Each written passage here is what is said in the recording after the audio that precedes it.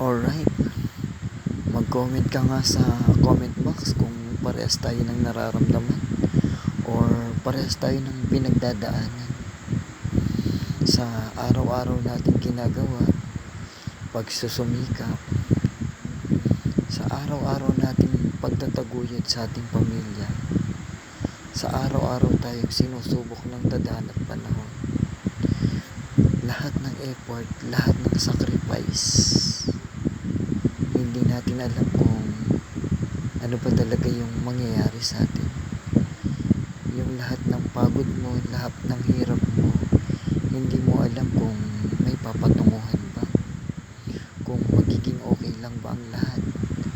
Pero alam mo sa sarili mo na kailangan mong maging malakas, kailangan mong maging matatag, kasi unang-una may mga umaasa sa'yo na mga anak mo, pamilya mo, kamag-anak mo na kailangan ng tulong mo, suporta mo, lalo ng pinansyal na kailangan nila galing sa'yo, na kahit na sagad ka na, pagod ka na sa araw-araw na ginagawa mo, na paulit-ulit mo na lang ginagawa, gigising ng madaling araw, uuwi ng gabi, magpapahinga, matutulog, gigising ng umaga, gigising ng madaling araw, makikipagsiksikan sa biyahe, pipila ng napakahaba, mag-aantay ng sasakyan, sa araw-araw na lang na ginagawa mo.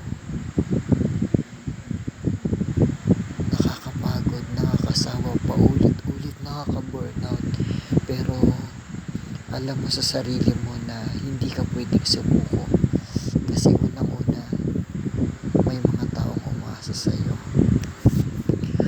Yung mga time, mga oras, mga buwan, yung mga taong minamalit ka nila, ina-underestimate ka, binubuli ka, or pinag-uusapan ka ng hindi mo alam. Napakasakit sa pakiramdam ng ganun. Pero kailangan mong lumaban, kailangan mong tumuloy para sa pangarap mo, para sa pangarap ng pamilya mo, para sa umaasa sa iyo, at para sa mga gusto mong maging in the future. Kaya kahit anong sabihin nila, kahit anong marinig ko sa kanila, kahit anong man ang sabihin nila, ipapasok ko lang sa kanang tenga ko at lalabas ko lang sa kaliwang tenga. Alam ko na mabigat, alam ko na masakit, alam ko na hindi maganda sa pandinig, pero kakayanin ko yun. Basta alam ko,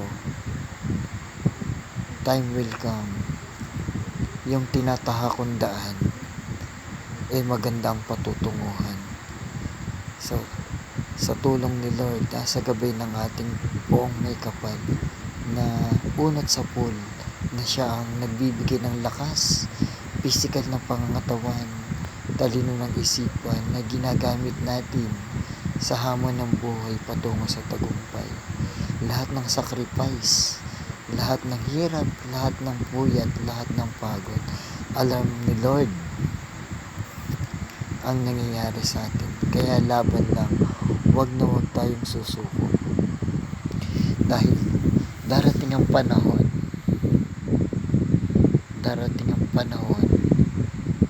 na magbubunga lahat ng paghihirap mo, lahat ng sacrifice mo, lahat ng pagtitiis, lahat ng pagtitiyaga, pagod at luha, lahat ng pinagdaanan mo, tatawanan mo na lang yan, kasi isa ito sa mga dahilan kung bakit ka tumibay.